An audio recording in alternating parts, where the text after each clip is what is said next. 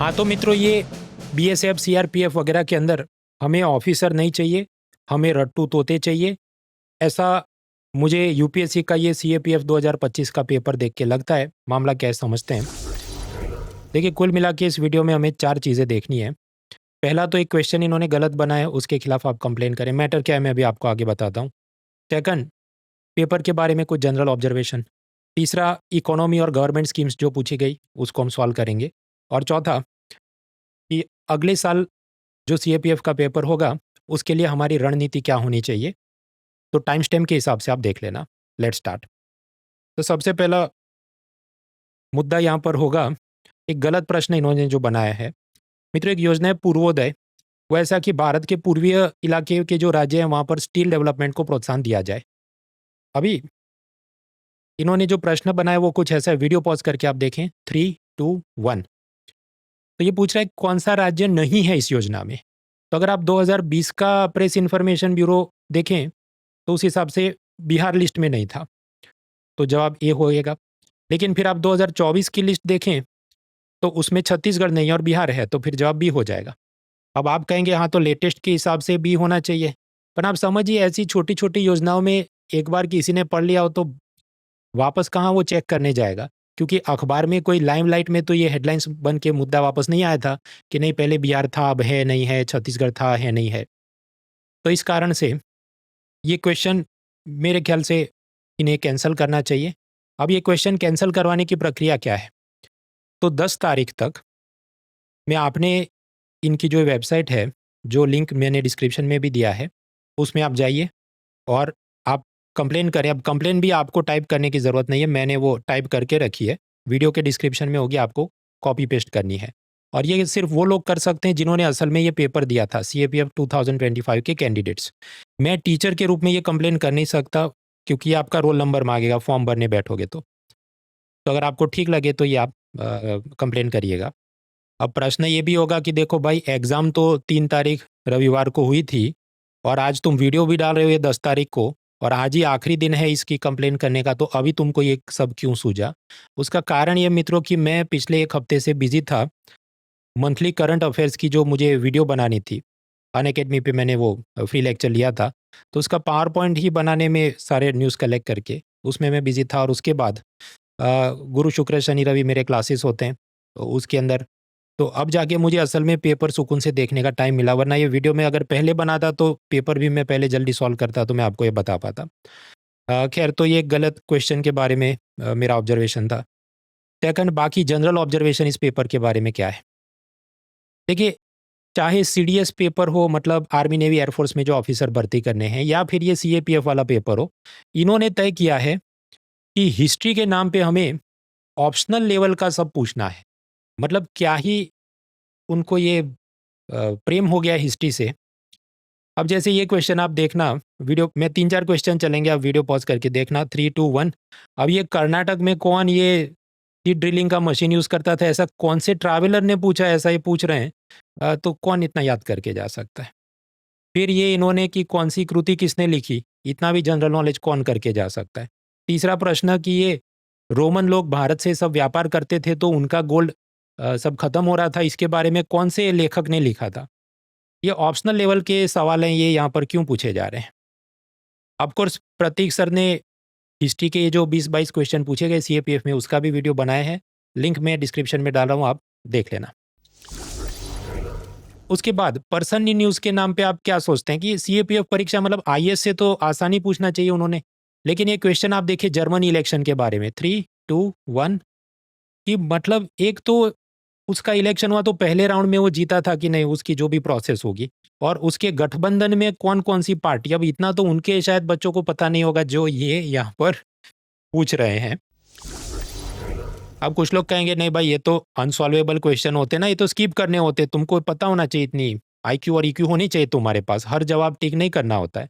मेरा ये प्रश्न है कि भाई अगर 100 में से ऐसे 20 सवाल जो उन्होंने पूछे जो सॉल्व नहीं हो सकते, तो उनको पूछते ही क्यों हो आप? 80 क्वेश्चन का ही पेपर निकालो, ताकि आपका प्रिंटिंग का भी खर्चा बच जाए और उतनी लकड़ी पेड़ भी कम काटने पड़े। जो क्वेश्चन कश्मीर से कन्याकुमारी लगभग कोई सॉल्व करने ही वाला नहीं है, उसको पूछने का मतलब क्या है? सिर्फ ये दाग दिखाने के लिए कि हम यूपीएससी है तो हम खतरनाक पेपर निकालते हैं।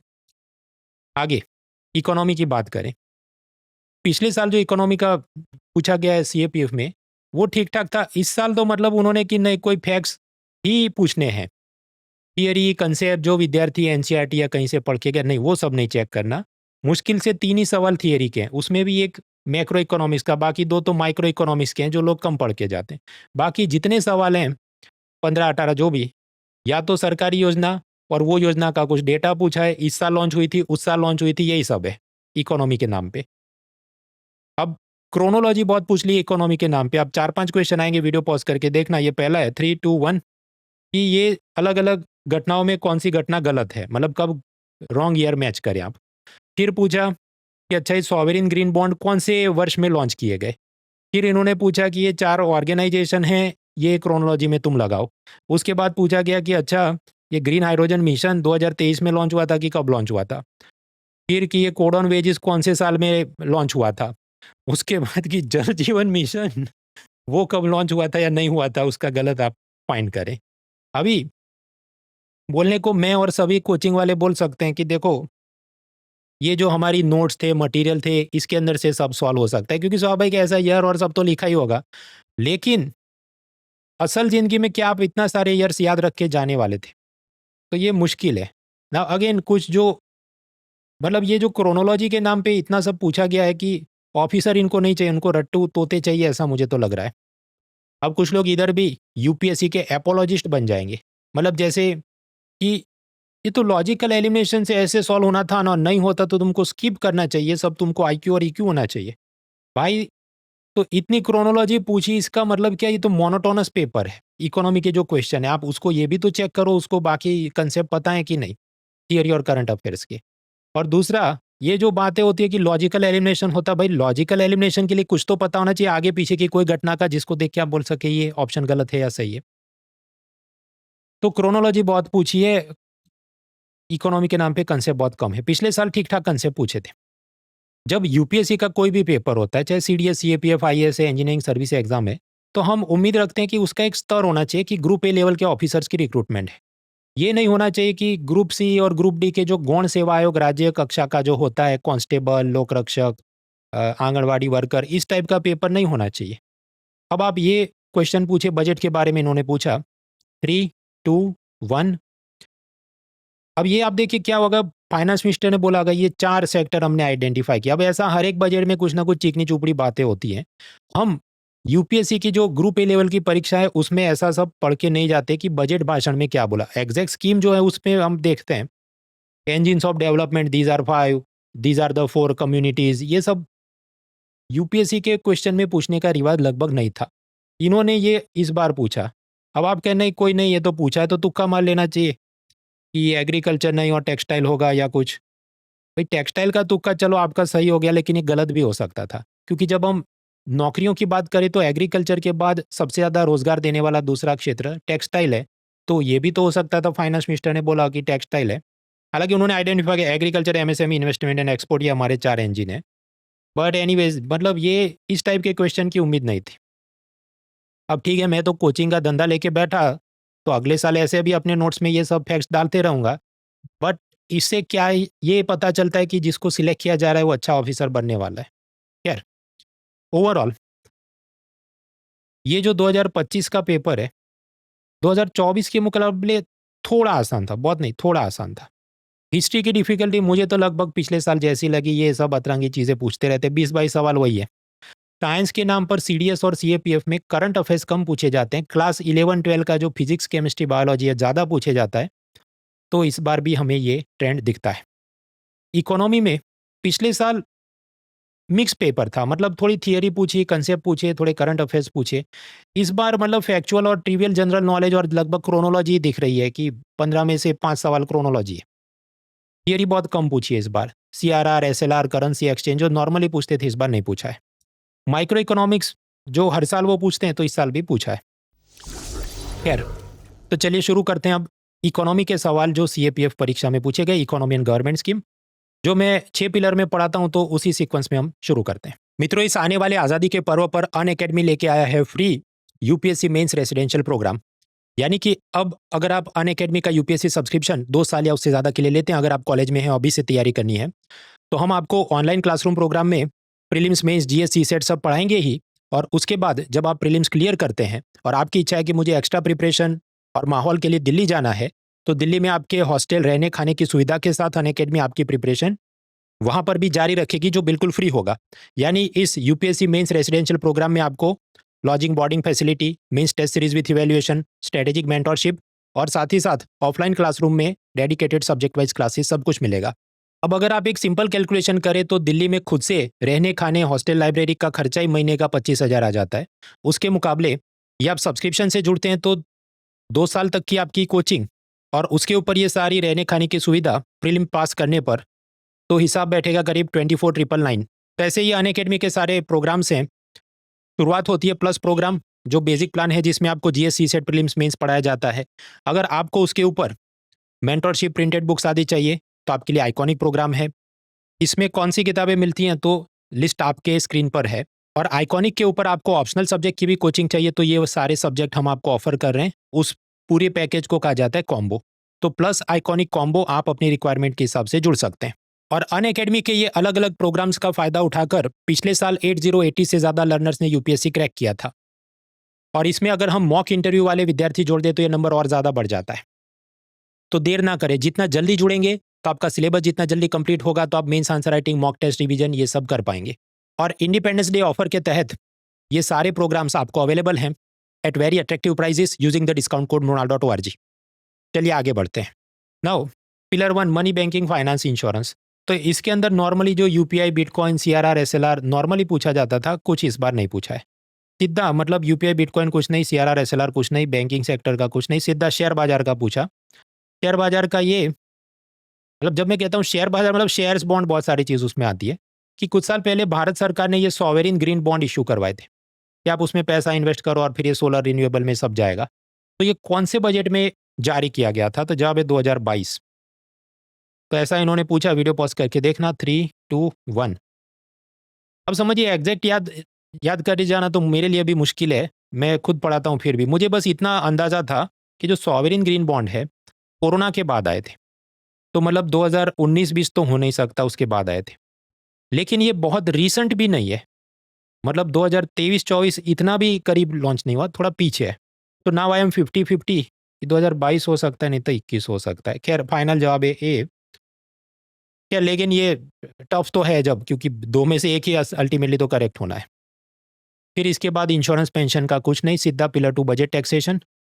बजट टैक्सेशन में मैंने एक तो बताया कि ये सीधी फाइनेंस मिनिस्टर की स्पीच में उन्होंने क्या बोला, तो टेक्सटाइल हमारा इंजन ऑफ डेवलपमेंट नहीं है, ये प्रश्न पूछा गया।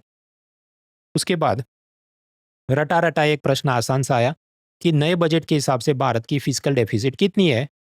हाँ तो कितनी है? 4.4%। मतलब ये तो हर एक कोचिंग वाले ने, हर एक करंट अफेयर्स कवर करने वाले ने, हर एक न्यूज़पेपर वाले ने लिखा होगा। तो ये जो भी आदमी टिक नहीं कर पाया तो उसे मेरे हिसाब से धिक्कार है, क्योंकि आपको ये तो रट के जाना चाहिए कि फिजिकल डेफिसिट कितनी है, सब्सिडी में कितना पैसा जा रहा है, असेंडिंग डिसेंडिंग ऑर्डर, कौन से टैक्स से ज़्यादा आमदनी होगी, कम आमदनी होगी। क्योंकि सभी कॉम्पिटिटिव एग्जाम्स में इट इज़ एक्सपेक्टेड कि ये आपने तैयार किया है। नाउ बजट क्लासिफिकेशन और उसके कुछ डेटा सेट आपको पूछे गए। वो ऐसा कि बजट के आप जानते हैं 2 पार्ट होते हैं, रेवेन्यू और कैपिटल। रेवेन्यू पार्ट में क्या आएगा? इनकम। इनकम में आएगा कुछ तो टैक्स से सरकार हासिल करती है, बाकी ये रेलवे टिकट वगैरह से, जिसे हम कहते हैं नॉन टैक्स रेवेन्यू रिसीट्स। फिर कुछ खर्चे भी होते हैं रेवेन्यू अकाउंट में। पुराने लोन जो सरकार ने लिए थे उस पर उन्होंने ब्याज चुकाना होता है, सब्सिडी का पैसा, सैलरी पेंशन का पैसा। तो ये जो रेवेन्यू एक्सपेंडिचर है उसमें हमेशा सबसे ज़्यादा कौन सा खर्चा होता है? पुराने लोन का जो ब्याज चुकाना है, उसी में 11-12 लाख करोड़ जाते हैं। तो ये तो पहले भी अलग-अलग परीक्षा में कई बार पूछा है, आपको याद होना चाहिए। मैंने भी पढ़ाया था, उसमें हालाँकि कोई एहसान नहीं किया, मेहरबानी नहीं की, ये पूछते हैं तो ज़िम्मेदारी है, पढ़ाया था। बुक में भी दिया है वगैरह। हाँ, तो आपको पूछा गया, वीडियो पॉज़ करके देखिए। 3, 2, 1। हाँ, तो सबसे ज़्यादा एलोकेशन या खर्चा किसमें गया? कुछ लोग तुक्के मारेंगे कि सेंट्रली स्पॉन्सर्ड स्कीम में, लेकिन उससे भी ज़्यादा पैसा गया है इंटरेस्ट पेमेंट में। देखिए, ये जो सेंट्रली स्पॉन्सर्ड स्कीम्स हैं, केंद्र द्वारा प्रायोजित योजनाएँ, उसमें करीब 5 लाख करोड़ रुपए गए थे। उसके मुकाबले इंटरेस्ट पेमेंट में 12 लाख करोड़ जा रहे हैं, वो बड़ी रकम है। अब उसके बाद third pillar international trade, balance of payment वगैरह। अब ये जो इंटरनेशनल ट्रेड है उसमें एक थियरी आती है एडम स्मिथ की, theory of absolute cost advantage. वो ऐसा कहता है कि मान लीजिए भारत के अंदर जो मजदूर हैं उनकी काबिलियत है कि वो गेहूं ज़्यादा उगा सकते हैं, और चीन के मजदूर ऐसे हैं जो चावल ज़्यादा उगा सकते हैं, तो भारत ने गेहूं उगाने चाहिए और चावल इंपोर्ट करने चाहिए। तो एब्सोल्यूट कॉस्ट एडवांटेज थियरी ये एडम स्मिथ ने दी थी। उसके मुकाबले डेविड रिकार्डो उसने एक दूसरी थियरी दी थी, कंपैरेटिव या रिलेटिव कॉस्ट एडवांटेज थियरी। वो ऐसी चीज़ थी कि उसे पढ़ाने में ही मेरे 10 मिनट चले जाएंगे, तो अभी मैं वो उसमें जा नहीं रहा, सीधा हम क्वेश्चन पे आते हैं। वीडियो पॉज करके देखें। 3, 2, 1। हाँ, तो इसमें मित्रों देखिए ये जो एब्सोल्यूट एडवांटेज थियरी है वो एडम स्मिथ ने दी थी, तो वो ये रिकार्डो ने नहीं दी थी। रिकार्डो की कंपैरेटिव एडवांटेज थियरी अलग थी। तो इस हिसाब से गलत हमको पूछा है, तो जवाब होगा सी। अब ये सब मैंने पढ़ाया था, लेकिन इतना सब सीएपीएफ लेवल की परीक्षा में पूछा जाए ये तो आईएएस लेवल का प्रश्न बनता है, तो इसलिए ये टफ है। मैंने इसलिए पढ़ाया था क्योंकि ये इकोनॉमिक सर्वे में कुछ साल पहले उन्होंने इस पर चर्चा की थी। बाकी मेरे ख्याल से एनसीईआरटी में तो ये नहीं दिया है। हालांकि मेरी ये जो इकोनॉमी की बुक है उसमें तो मैंने कवर किया है, क्योंकि इकोनॉमिक सर्वे में दिया था। खैर चलिए आगे बढ़ते हैं। इंपोर्ट एक्सपोर्ट का डेटा जो इकोनॉमिक सर्वे से पूछा गया, वीडियो पॉज करके देखें। 3, 2, 1। अब ये सब डेटा में देखिए बात ऐसी है कि इकोनॉमिक सर्वे से उठा उठा के पूछते हैं। ये जो ट्रांसपोर्ट सर्विस है तो पूरी दुनिया का लगभग 8 से 10% भारत ने कैप्चर किया, ये बात हजम नहीं हो रही है, तो सेकंड स्टेटमेंट इज रॉन्ग। तो हमें पूछा है रॉन्ग क्या है, तो जवाब है बी।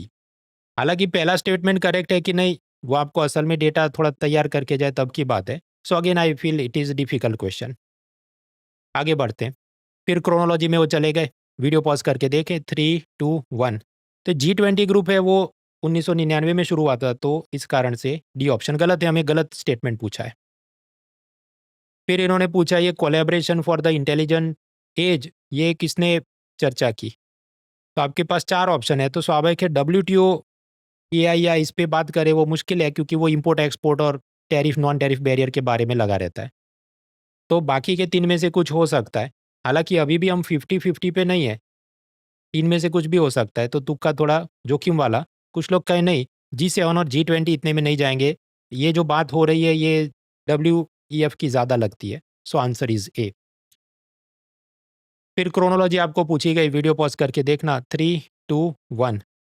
अब इसमें भी मित्रों समझिए 50-50 तक पॉसिबल है। वो ऐसे कि आसियान 60s में हुआ मुझे पता है, तो पैटर्न क्या होगी कि 4 वो सबसे पुराना है, और ये शंघाई कोऑपरेशन ऑर्गेनाइजेशन वो एपेक और सार्क के मुकाबले थोड़ा नया है, तो वो एंड में होना चाहिए।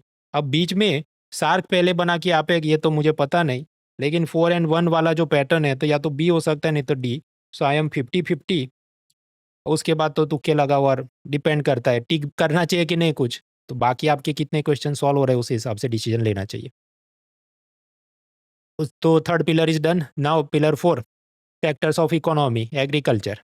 एग्रीकल्चर के नाम पे जल जीवन मिशन का गलत स्टेटमेंट फाइंड करिए। अब वो ऐसा है कि वो 2016 में नहीं 19 में लॉन्च हुई थी। दूसरा मतलब रॉन्ग स्टेटमेंट आपको पूछा, जवाब होगा ये। अब ये सब स्वाभाविक है, मैं तो बोल सकता हूँ देखो मेरी इकोनॉमी की बुक में दिया है, हर एक कोचिंग क्लास वाला बोल सकता है, लेकिन इतना सब याद करके जाना मुश्किल है। अब कुछ लोग कहें नहीं वो तो तुक्के से भी होता ना। देखो कि जल जीवन मिशन में पाइप वाटर सप्लाई देना है, तो इस हिसाब से बी तो करेक्ट हो गया, और फंक्शनल टैप वाटर, हाँ तो सी भी करेक्ट हो गया। सेंट्रली स्पॉन्सर्ड स्कीम, तो 2 बातें हो सकती, या तो सेंट्रल सेक्टर स्कीम है जहाँ 100% यूनियन पैसा देगी, या तो फिर ये जो सेंट्रली स्पॉन्सर्ड स्कीम होती है इसमें ऐसा कि मान लो यूनियन 60 दे रहा है और स्टेट 40 दे रहा है, तो ये भी करेक्ट है। तो बाकी 3 करेक्ट है, इसलिए गलत ए होगा। इस प्रकार से भी हो सकता है, but still you have to study. हवा में तो तुक्के लगते गलत हैं। आगे बढ़ते हैं।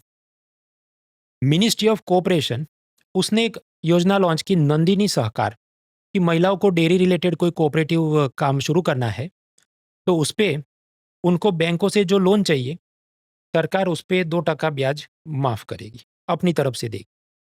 अब ये जो योजना है ऐसी है कि भारत सरकार की जो इंडिया ईयरबुक आती है इसमें नहीं दिया है। इकोनॉमिक सर्वे में सिर्फ 2 लाइन में दिया है।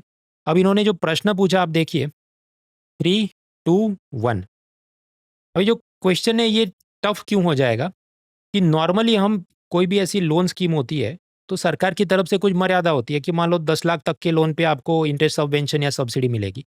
सेकंड स्टेटमेंट क्या बोल रहा है कि नहीं ऐसी कोई लिमिट नहीं है, मिनिमम मैक्सिमम जितना पैसा लोन का आप उठाओगे सरकार उसमें मदद करेगी लोन का ब्याज देने में।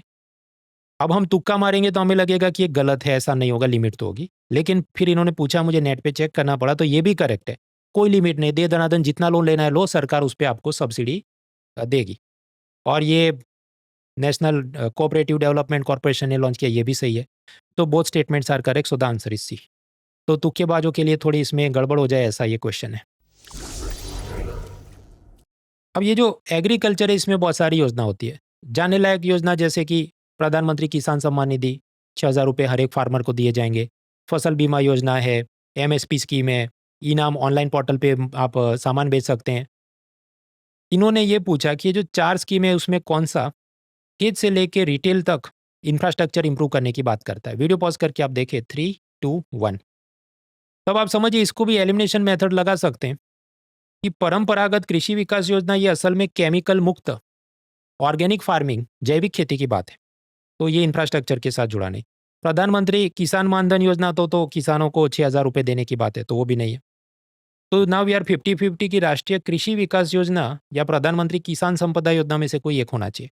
अब ये जो राष्ट्रीय कृषि विकास योजना है असल में कांग्रेसी योजना है, तो उसकी बहुत सारी चीज़ों को रिवैम्प और रिस्ट्रक्चर कर दिया है।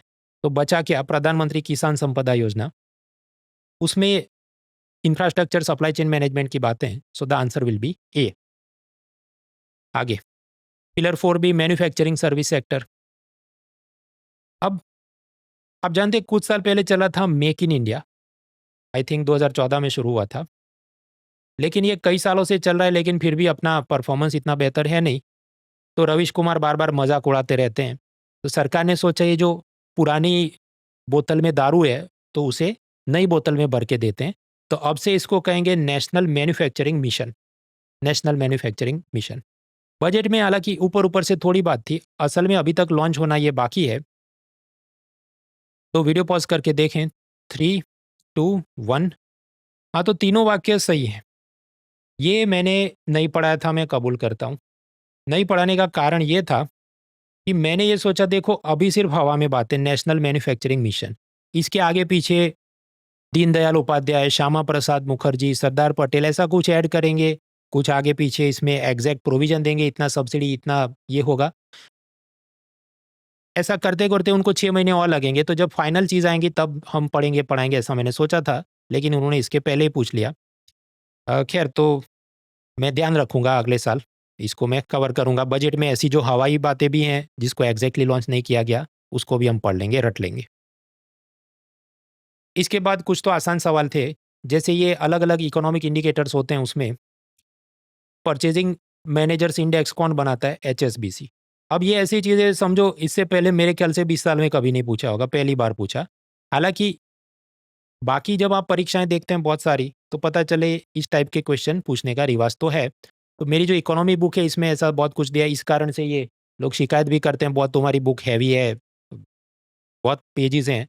तो भाई हाथ रुमाल पे अगर मैं आपको छाप के दे दूंगा किताब, तो आपके कोई क्वेश्चन सॉल्व नहीं होने हैं, फिर आप पैसा रिफंड मांगने आएंगे। इट इज़ बेटर टू, वो अच्छी बात है भले पूछा हर साल ना जाता। कोड ऑन वेजेस कब नोटिफाई हुआ था, तो पहले वर्कर को कितनी सैलरी मिलेगी उसके जो अलग अलग कानून थे उन कानूनों को कंबाइन करके बनाया गया, तो 2019 में सरकार ने इसको नोटिफाई किया था। ये भी सब दिया है बुक में, हालांकि ये तो सब जगह दिया है। पिलर 5 इंफ्रास्ट्रक्चर, तो इंफ्रास्ट्रक्चर के नाम पे एनर्जी इंफ्रास्ट्रक्चर, देखिए हाइड्रोजन जो बनाया जाए और उसी के लिए आप कोयला और पेट्रोल डीजल जलाएं तो ग्रे हाइड्रोजन है, लेकिन आप रिन्यूएबल एनर्जी की मदद से, सोलर विंड एनर्जी की मदद से बिजली बनाओ, उस बिजली से वाटर का इलेक्ट्रोलाइसिस करो तो उसमें H2 मिला तो उसे हम कहें ग्रीन हाइड्रोजन। लेकिन कुछ अगर बदमाश कंपनियां हो जिन्होंने ये कोयला जला के ग्रे हाइड्रोजन बनाया है, लेकिन वो तो सर्टिफिकेट चिपका देना कि ये तो ग्रीन है, तो ऐसा ग्रीन वॉशिंग होने का डर है। तो क्या होना चाहिए, जैसे हेलमेट अच्छा है कि नहीं उसका ISI मार्क होता है, ऐसा ग्रीन हाइड्रोजन सच में है कि नहीं, उसका सर्टिफिकेशन होना चाहिए। तो ऐसी green hydrogen certification scheme ministry of new and renewable energy ने बनाई थी। और इसमें असल में सर्टिफिकेट देगा कौन? तो ब्यूरो ऑफ एनर्जी एफिशिएंसी, जो पावर मिनिस्ट्री के नीचे की संस्था है। तो इन्होंने पूछा, वीडियो पॉज करके देखें, 3, 2, 1।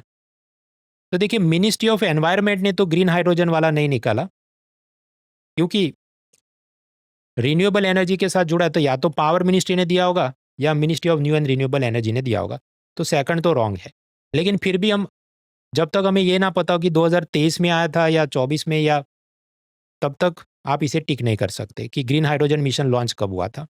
ऑफकोर्स रिसेंटली हुआ था, ऐसा मुझे याद है, तो मुझे तुक्का मारना होगा तो 2022 या 23 होगा, या 24 भी हो सकता है।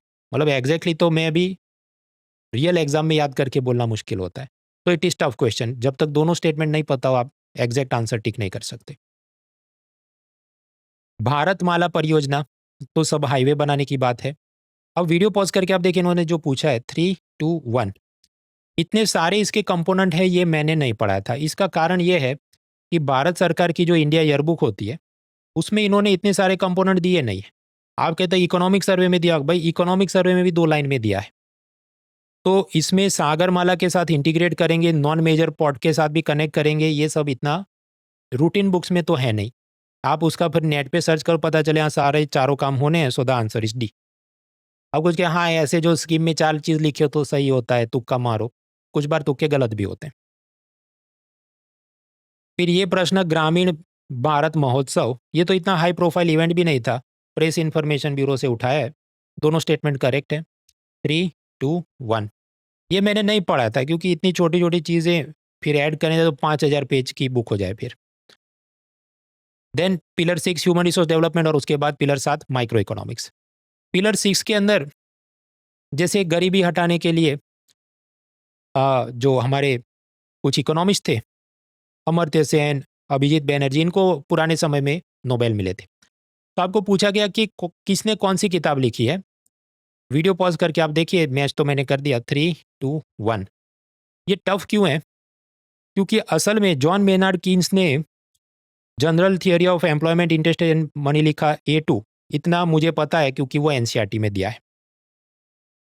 उसके बाद ये अभिजीत बैनर्जी ने गुड इकोनॉमिक्स, पुअर इकोनॉमिक्स, ऐसी किताबें लिखी है। चलो तो मैं कहूँ कि D1 के साथ मैच होगा, तो A2 और D1 इतना मुझे पता है, तो B हो सकता है, नहीं तो C हो सकता है। लेकिन उसके बाद थोड़ी तकलीफ होगी कि अमर्त्य सेन और पॉल सैमुएलसन, अमर्त्य सेन की एक किताब ही मशहूर है, आर्ग्यूमेंटेटिव इंडियन।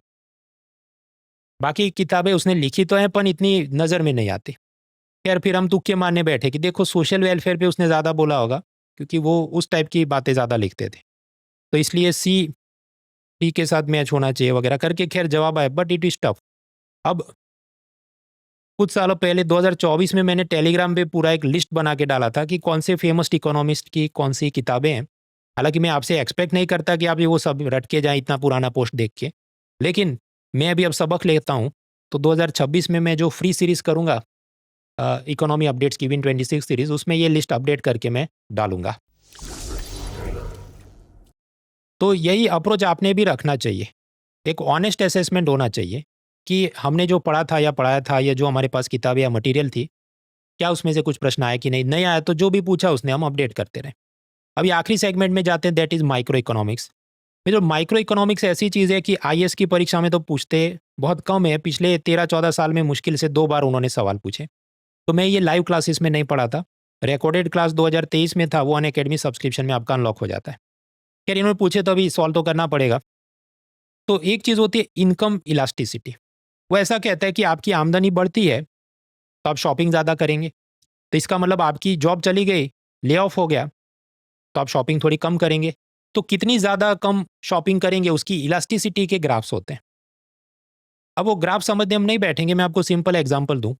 जब आप गरीब हैं तो आप मकई के बड़े बड़े रोटी खाएंगे, पैसा आ गया तो फिर ये मकई चबाने में तकलीफ होती है। गेहूं हम खाएंगे, भले थोड़ा महंगा है, पर गेहूं की नरम मुलायम रोटी हम खाएंगे।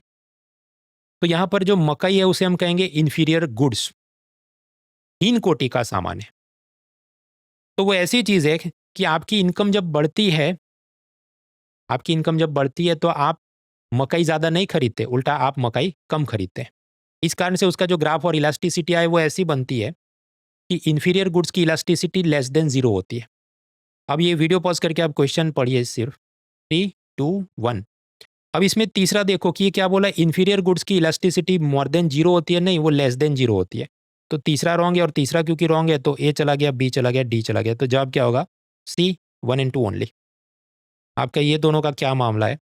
मामला ऐसा है कि मकई जैसे इन्फीरियर गुड या केरोसिन है, आप गरीब हैं तो केरोसिन यूज़ करेंगे, अमीर हो गए तो एलपीजी यूज़ करेंगे।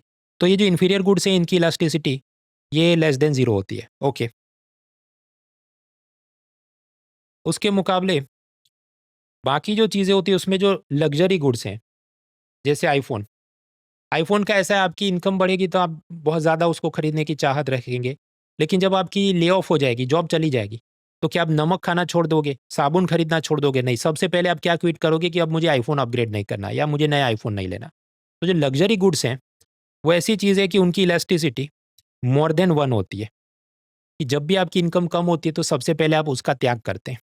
तो उस हिसाब से सेकंड स्टेटमेंट है। बाकी नेसेसरी गुड्स जो हैं वो 0 से 1 के बीच रहते हैं, चाहे ये टाटा नमक हो या लाइफ बॉय।